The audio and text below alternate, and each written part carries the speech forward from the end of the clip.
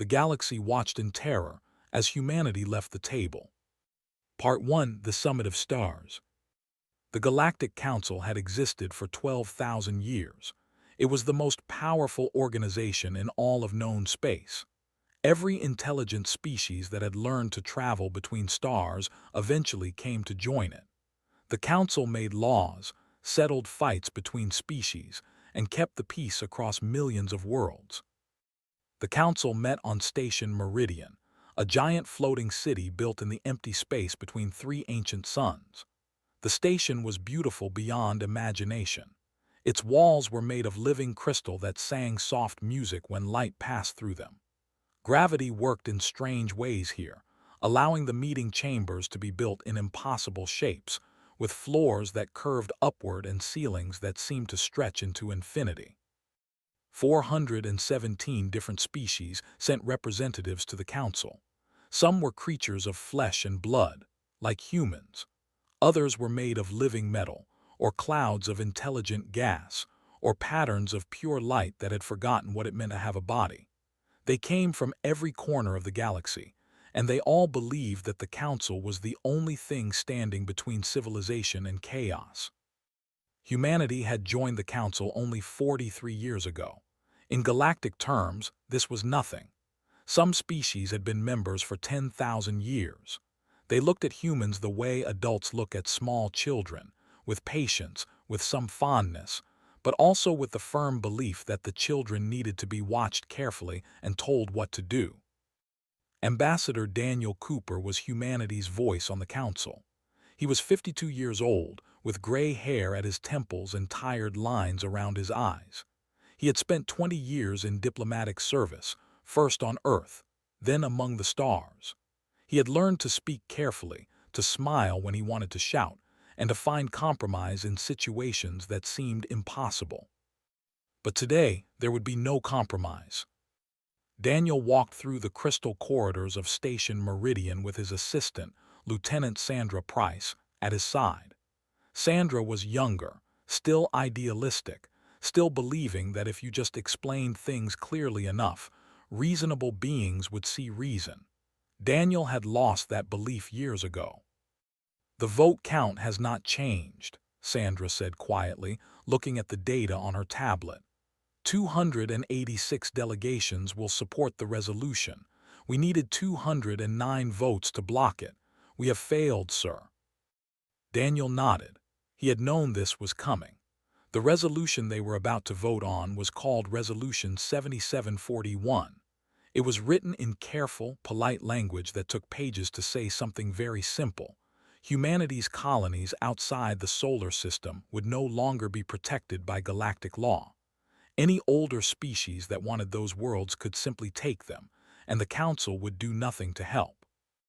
The reasoning, as the resolution supporters explained it, was that humans were expanding too fast. In just 40 years, humanity had settled 17 worlds. This was alarming to species who measured their history in. They worried about what humans would do in 100 years or 1,000. Better to put limits on them now while it was still easy. Daniel understood their fear. He even understood their logic. But understanding did not mean accepting. The assembly chamber was the largest room on the station, a hollow sphere half a kilometer across. Platforms floated at every level, each one holding a delegation. Humans had been assigned a platform near the outer edge, where new and unimportant species were placed. From there, Daniel could look down at the center of the chamber, where the oldest and most powerful species held their positions. High Chancellor called the assembly to order. Was a being of pure light, belonging to a species that had given up physical bodies 3,000 years ago. His voice came directly into every delegate's mind through translation implants, speaking in whatever language the listener understood best. "We are gathered to vote on Resolution 7741, announced. "The Concordat has requested the right to speak first." They were one of the main supporters of the resolution. Their representative, Ambassador, rose from his platform near the chamber's center.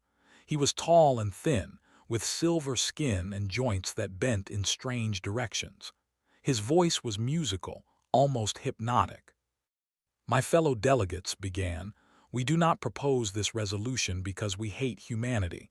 We propose it because we are wise. The humans are young. They are emotional. They do not think about consequences. They see an empty world and they want to fill it with their children. This is natural, but it is also dangerous.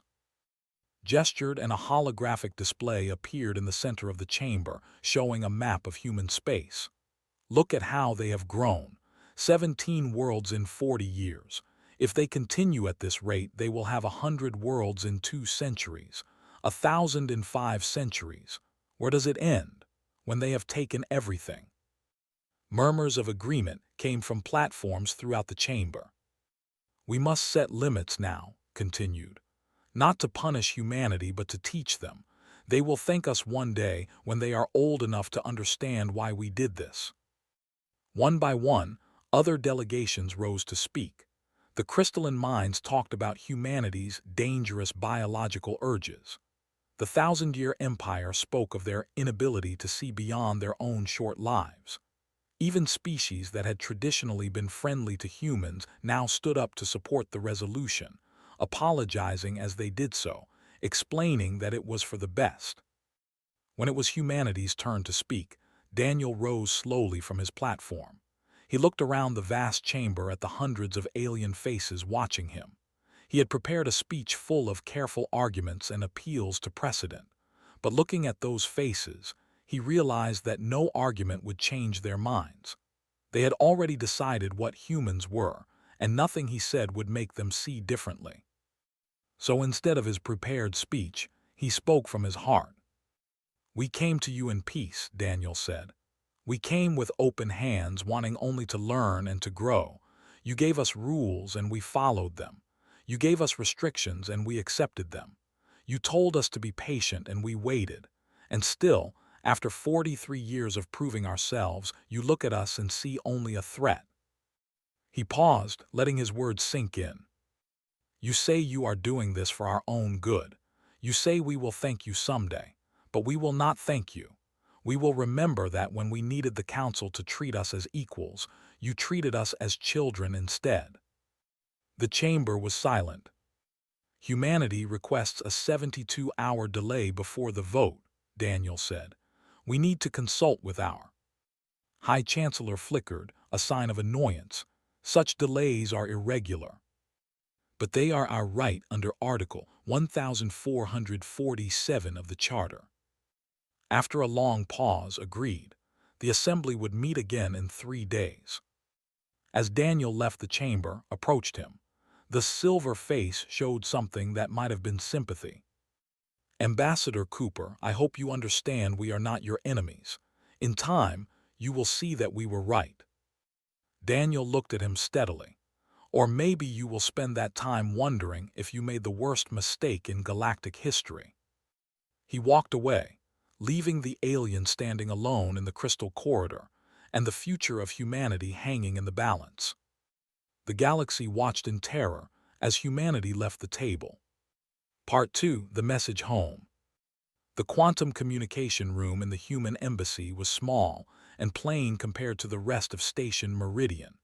It had gray walls, a single chair, and a circular platform where holographic images could appear. But what happened in this room would decide the fate of billions of people across 17 worlds. Daniel Cooper sat in the chair and waited for the connection to establish. Quantum communication was one of the technologies humanity had received when they joined the Galactic Council. It allowed instant contact across any distance, no matter how many light years separated the speakers. Right now, Daniel needed to speak with the most powerful person on Earth. The air above the platform shimmered, and suddenly President Maria Santos was standing before him. She was not really there, of course.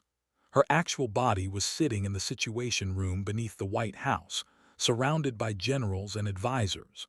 But the hologram was so perfect that Daniel could see the small wrinkles around her eyes and the single gray strand in her black hair. "Ambassador Cooper," the president said, "tell me everything." Daniel told her. He explained the resolution, the vote count, the speeches from the other delegations. He described the look on his face, the flickering of his light form, the silence that had fallen over the chamber when he spoke. He left nothing out. When he finished, President Santos was quiet for a long moment.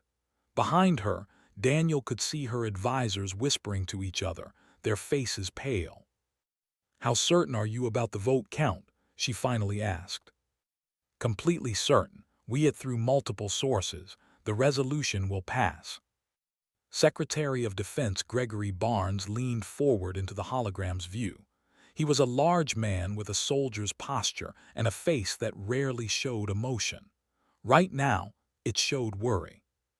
"What about military options? If we refuse to accept the resolution, can we defend ourselves?" Daniel shook his head. "Our fleet is designed for protecting our own territory, not for fighting against elder races. The Alone have more warships than we have built in our entire history. If the Council decides to enforce this resolution by force, we cannot stop them." "Then we have to accept it," said Secretary of State Hayes. "We have no other choice. We bow our heads, accept whatever restrictions they place on us, and wait for a better opportunity." "With respect, Madam Secretary," Daniel said, "there will never be a better opportunity. The other species have made up their minds about us. They have decided we are dangerous, and they will keep finding new ways to contain us. This resolution is just the first step. Next year there will be another restriction, and another the year after that. They will keep cutting us down until there is nothing left to cut." "So what are you suggesting?" President Santos asked. Her voice was calm, but Daniel had known her long enough to hear the tension underneath. He took a deep breath. This was the moment he had been building toward, the recommendation he had spent sleepless nights considering. "I am suggesting that we withdraw from the Galactic Council, completely, permanently." The silence that followed was heavier than any silence Daniel had ever experienced. He watched the faces of the people in the Situation Room cycle through shock, disbelief, and fear. General Cole was the first to speak. "Ambassador, that would leave us completely alone. No allies, no trade agreements, no protection under galactic law. We would be isolated." "Yes," Daniel agreed, "but we would be free. Right now we are bound by their rules, their restrictions, their vision of what we should be. If we withdraw, we answer to no one but ourselves." "They could attack us," Barnes said. "They could, but they probably will not. The elder races have spent thousands of years avoiding direct conflict. They prefer to manage problems through politics and economics, not warfare. Actually fighting us would cost them ships, lives, resources. It would disrupt their comfortable stability. They do not want that." "You're gambling on their reluctance to fight," President Santos observed. "I am gambling on our own strengths rather than their mercy. We are young, yes. We are emotional, yes. But we are also adaptable. We solve problems in ways the elder races cannot even imagine. We have built a civilization among the stars in less than 50 years. No other species has done that. If we have to survive alone, we will find a way." The debate that followed lasted for hours.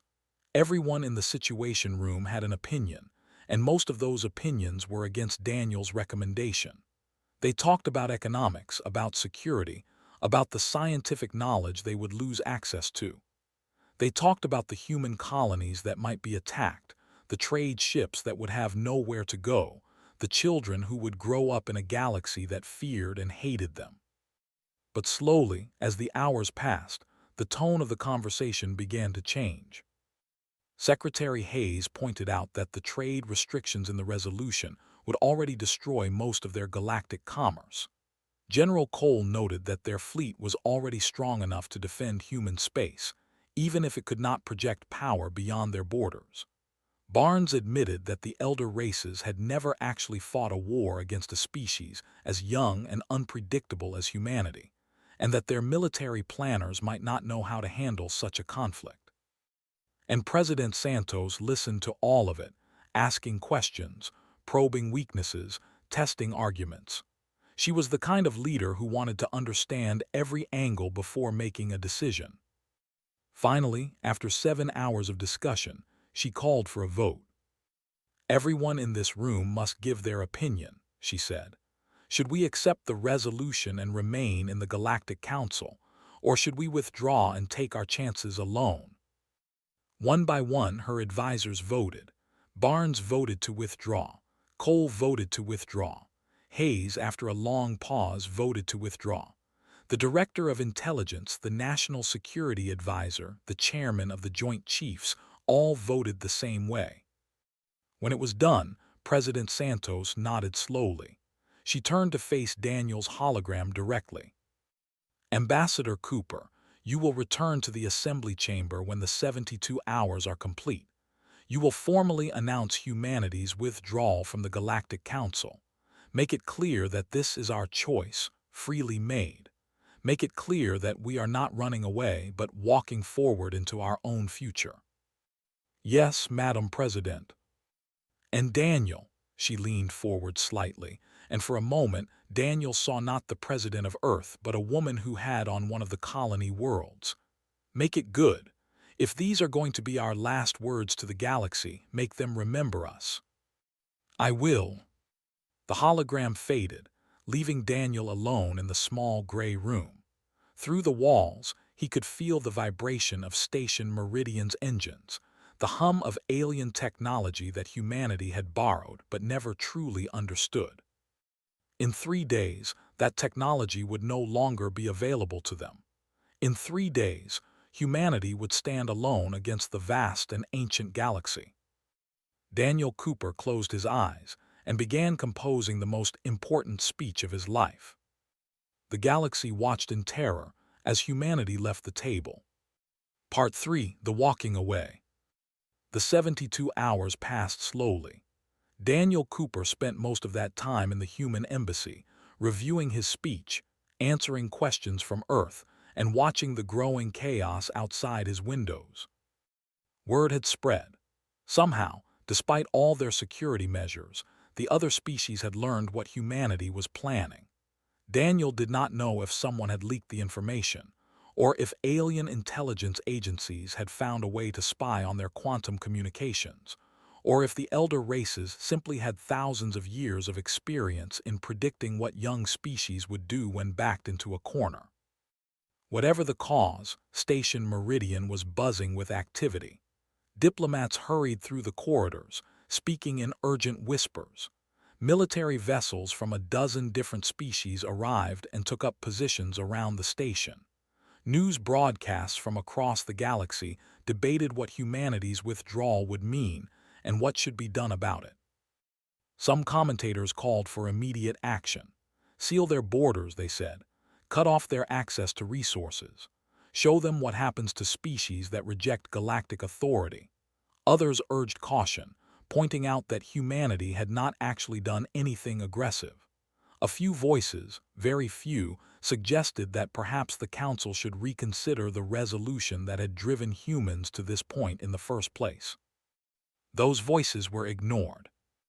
On the morning of the 3rd day, Daniel put on his formal diplomatic uniform and walked through the crystal corridors one last time.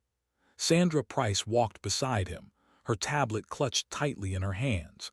She had not slept in 2 days, and dark circles shadowed her eyes. "The chamber is completely full," she reported. "Every delegation is present. They've also opened the viewing galleries to the public. There are millions of beings watching the broadcast across the galaxy." "Good," Daniel said. "Let them watch." The doors to the Grand Assembly Chamber opened before him. The noise hit like a physical force, hundreds of alien voices talking at once, translator implants struggling to keep up with the flood of languages. But as Daniel walked to the human platform, a hush fell over the chamber. By the time he reached his position, the silence was absolute. High Chancellor's light form pulsed in the center of the chamber. "The Assembly will come to order. We are here to conduct the vote on Resolution 7741. Before we proceed, does the human delegation wish to make a statement?" "We do." Daniel stepped forward to the edge of his platform. He looked out at the sea of alien faces. Some watched with curiosity, others with anger, others with something that might have been fear.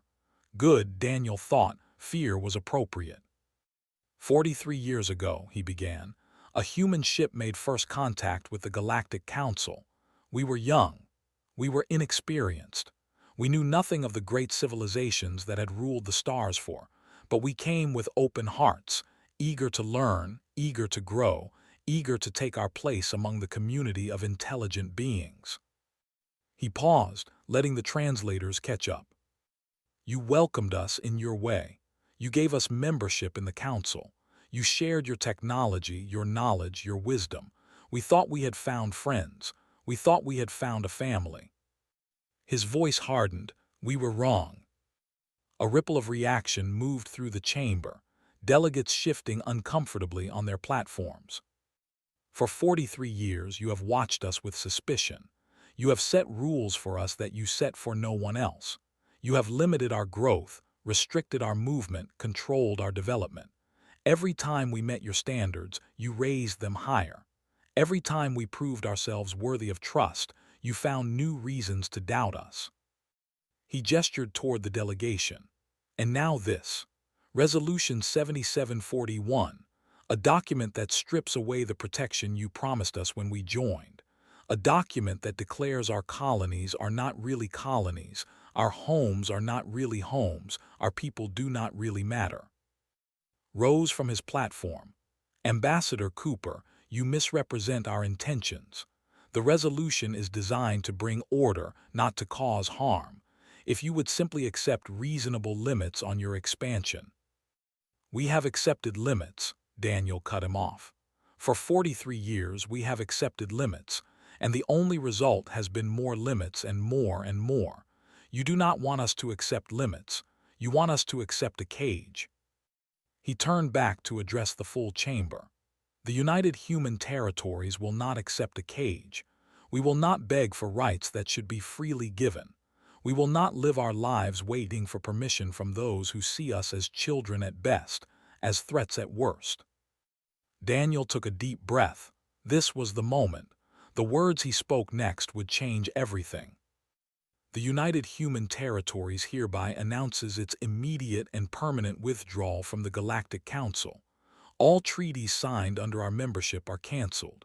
All obligations are ended. All ties are cut. The chamber exploded into noise. Delegates shouted, some in anger, some in shock, some in what sounded almost like panic. Light form flared desperately, trying to restore order.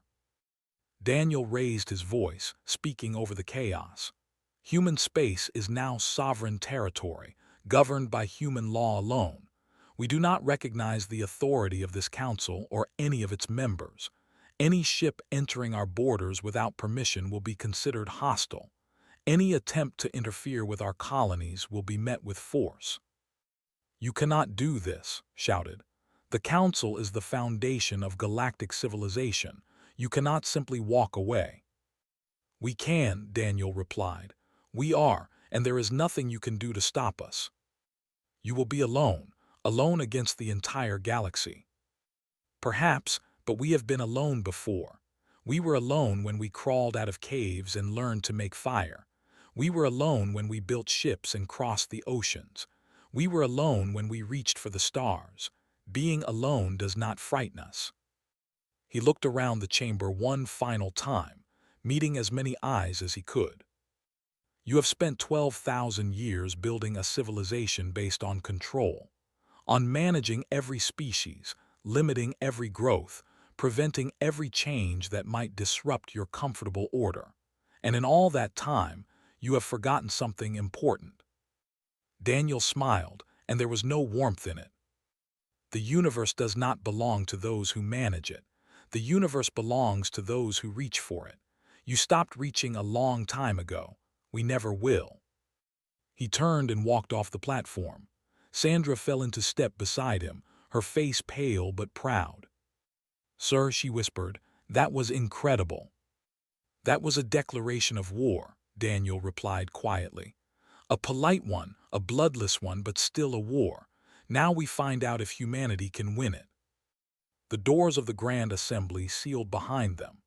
In the chamber, 417 species sat in stunned silence, realizing that the galaxy had just changed in ways none of them had anticipated. Humanity had left the table, and now the galaxy would have to deal with the consequences. The galaxy watched in terror as humanity left the table. Part 4. The galaxy holds its breath. In the weeks after humanity's withdrawal, the Galactic Council met again and again. The same question dominated every session: what should be done about the humans? The demanded immediate action. Ambassador stood before the assembly, his silver skin almost glowing with intensity. We must act now while we still can. Seal their borders, cut off all trade, block all communication. They cannot survive without the technology and resources we have given them. In 10 years, perhaps less, they will come crawling back, begging for whatever terms we offer. Many delegates agreed. The humans had insulted them. The humans had rejected thousands of years of tradition. The humans had dared to walk away from the greatest civilization the galaxy had ever known. Such behavior could not be tolerated. But other voices counseled patience. The ancient weavers were one of the oldest species in the galaxy. Their representative was a creature of many limbs and many eyes, wrapped in robes that seemed to be made of starlight. She had personally watched the rise and fall of hundreds of civilizations, and she spoke with the calm certainty of someone who had seen everything before. "You do not understand these creatures," she said. "They did not reach the stars by being cautious. They did not build their civilization by accepting limits. Every obstacle we put in their path, they will find a way around. Every wall we build, they will climb or tunnel beneath. Pressuring them will only make them stronger." Made a sound of frustration. "Then what do you suggest? That we simply let them go, let them grow without any control at all?" "I suggest we wait. I suggest we watch. The universe is vast and cold, and isolation is its own punishment. Let them feel what it means to stand alone against the endless dark. In time, they may choose to return, and then we can negotiate from strength. Or they may destroy themselves, which solves our problem without requiring us to dirty our hands." The debate went back and forth for days. Some species wanted to blockade human space. Others wanted to send military fleets as a show of force. A few extremists even suggested preemptive strikes against human worlds, destroying their capability to resist before they could grow any stronger. In the end, the vote was for non-intervention. The Council would simply leave humanity alone and wait for them to fail. But watching from a distance was not the same as ignoring. The elder races had sensors throughout the galaxy, ancient satellites and listening posts that had been gathering data for thousands of years. These sensors continued to monitor the borders of human space, recording everything that happened within. And what they recorded was impossible. In the first month after withdrawal, human factories went into overdrive. Cut off from galactic supply chains, they began manufacturing everything themselves. Components that usually came from alien worlds were reverse-engineered and reproduced. Technologies that other species had spent centuries developing appeared in human laboratories within weeks. In the second month, the human fleet began to expand. New shipyards opened above every colony world. Ships of designs never seen before slid out of construction bays, their hulls gleaming with innovations that made galactic engineers uneasy. These were not copies of alien technology. These were something new. In the third month, human colonists began landing on worlds that the galactic community had declared uninhabitable. Planets with toxic atmospheres, moons with crushing gravity, asteroids with no air at all. Humans built domes and tunnels and floating cities. They adapted. They survived. By the 6th month, the human population had grown by 20%. By the 12th month, it had doubled. Read the reports with growing alarm. He called for emergency meetings, presented the data to anyone who would listen, demanded that the Council take action. "They are not collapsing," he insisted. "They are thriving. Whatever we thought would happen, the opposite is happening." The ancient weaver representative merely observed. "Perhaps now you understand why we counseled caution. The humans have a saying, 'Do not disturb a sleeping predator.' We disturbed them. Now we must live with what we have awakened." Most disturbing of all were the reports from the edge of human space. Something was being built there, something vast. Construction platforms the size of small moons hung in orbit around a barren world.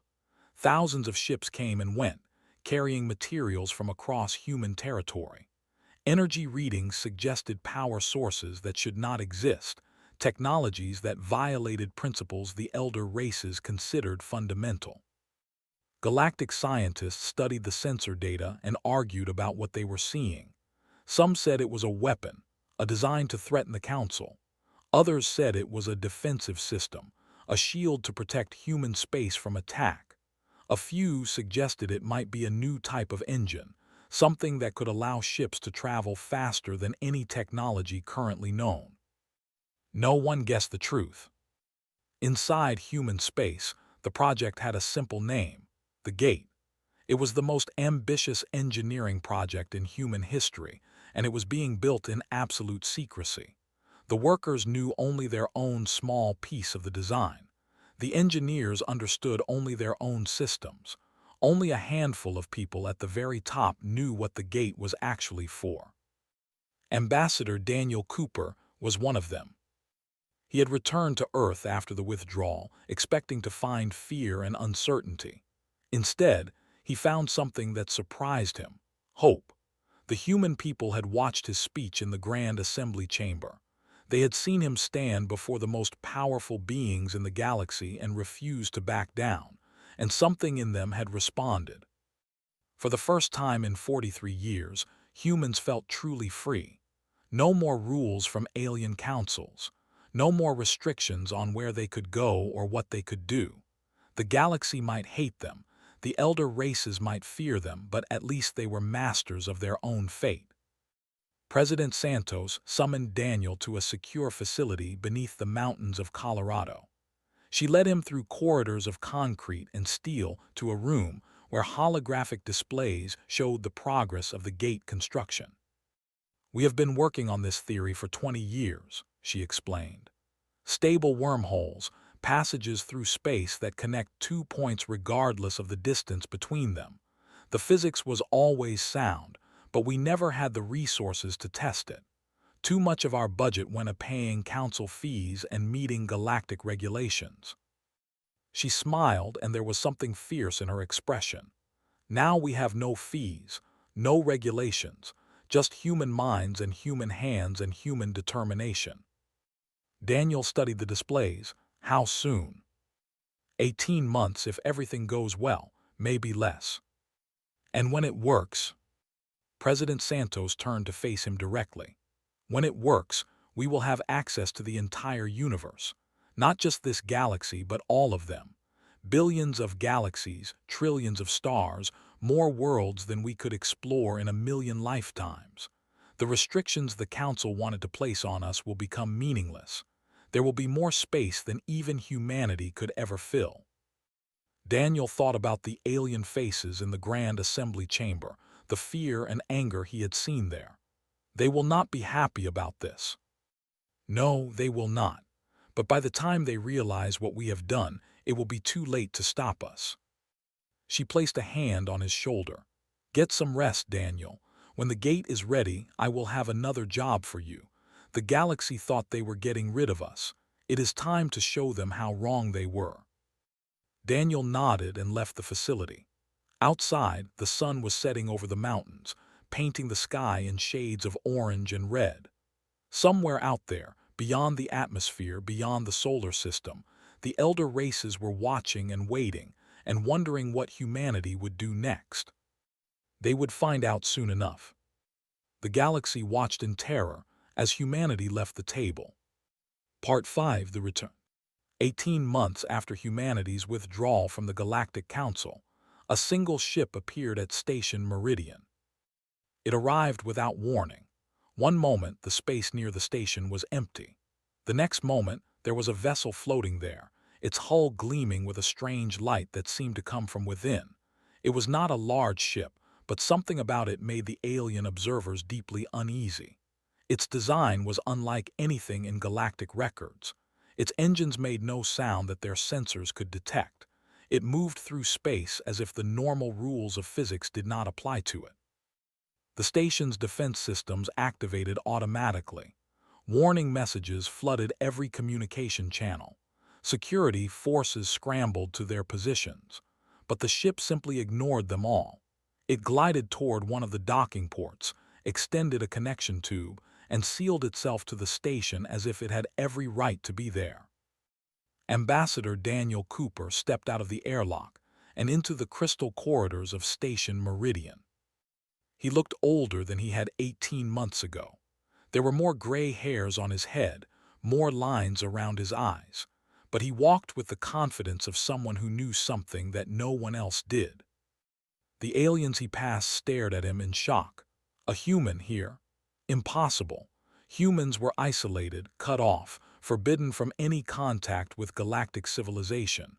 And yet here was Daniel Cooper, walking calmly through the station as if he owned it. Word spread quickly. By the time Daniel reached the private chambers where High Chancellor waited, half the council had gathered to see what would happen. His light form flickered with uncertainty. Beside him stood Ambassador and representatives from a dozen of the most powerful species in the galaxy. Their faces showed a mixture of emotions: surprise, confusion, anger, and underneath it all, fear. Ambassador Cooper said, "Your presence here is unexpected. You are aware that humans are no longer welcome at this station." "I am aware of many things," Daniel replied. "I am aware that you have spent the last 18 months watching us through your sensors, trying to understand what we are building. I am aware that your scientists have argued endlessly about what they see, without reaching any conclusions. I am aware that some of you have called for military action against us, while others have urged patience." He smiled slightly. "I am here to end the uncertainty." Stepped forward. "Whatever you have to say can be said through official channels. You have no standing here. Your species rejected the council." "True, we have no standing under your laws, but I think you will want to hear this anyway." Daniel reached into his pocket and removed a small device. He pressed a button, and a holographic display appeared in the air between them. "This is a current map of human space. As you can see, we have expanded significantly since our withdrawal. 31 inhabited worlds, 6 billion people, industrial production 8 times higher than when we were members of the council." The aliens studied the display with carefully controlled expressions. The numbers were alarming, but not entirely unexpected. Their sensors had shown them much of this already. "But that is not why I am here," Daniel continued. He pressed another button and the display changed. What appeared now was not a map. It was an image of something vast and strange, a structure that seemed to twist the light around it, bending space in ways that hurt the eye to look at. The aliens who saw it drew back instinctively, recognizing on some deep level that they were looking at something that should not exist. "We call it the Gate," Daniel said. "It is a stable wormhole generator. When activated, it can create passages to any point in the observable universe, any galaxy, any star, any world." The silence that followed was absolute. "It will be operational within 3 months," Daniel continued. "Once it activates, we will have access to billions of galaxies, trillions of stars, more room to grow than any species could ever need. The limits you tried to place on us will become meaningless.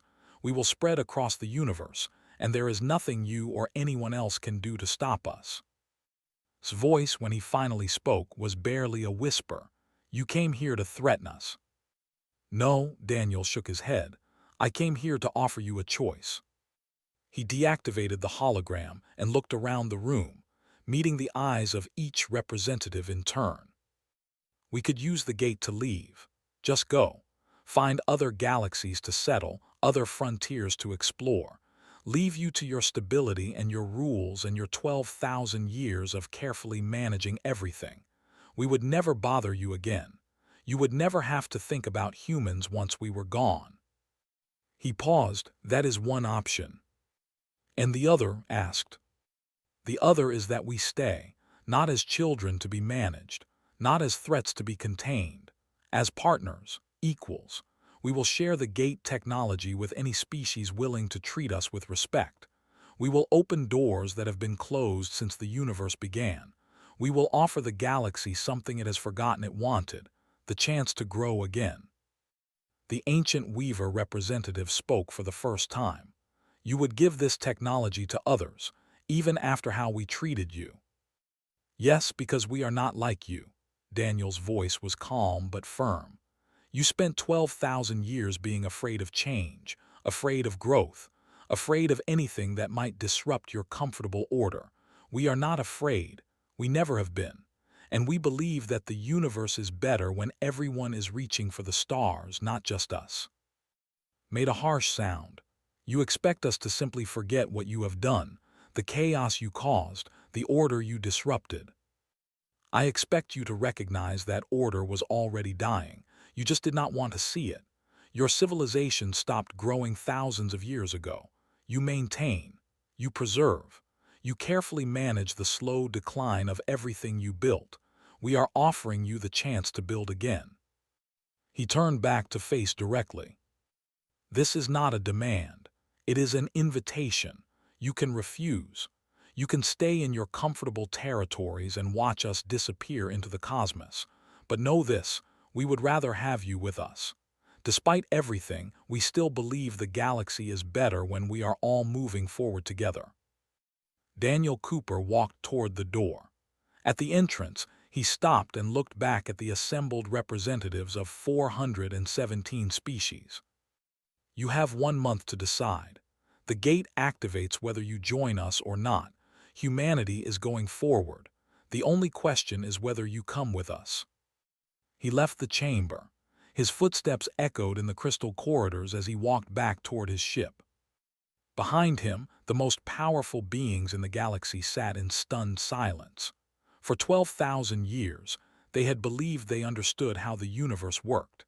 They had believed that their way was the only way, that stability was the highest virtue, that growth must always be controlled. Now a young species, barely a moment old by galactic standards, had shown them how small their thinking had become. The universe was not a garden to be tended. It was an ocean to be sailed, an endless frontier waiting to be explored. And humanity was inviting them along for the journey. The galaxy had watched in terror as humanity left the table. Now it would learn that leaving was just the beginning. Some stories do not end when the hero walks away. Some stories are only getting started. And this story, the story of humanity and the stars, was about to become bigger than anyone had ever imagined. The gate would open, the universe would change, and nothing would ever be the same again.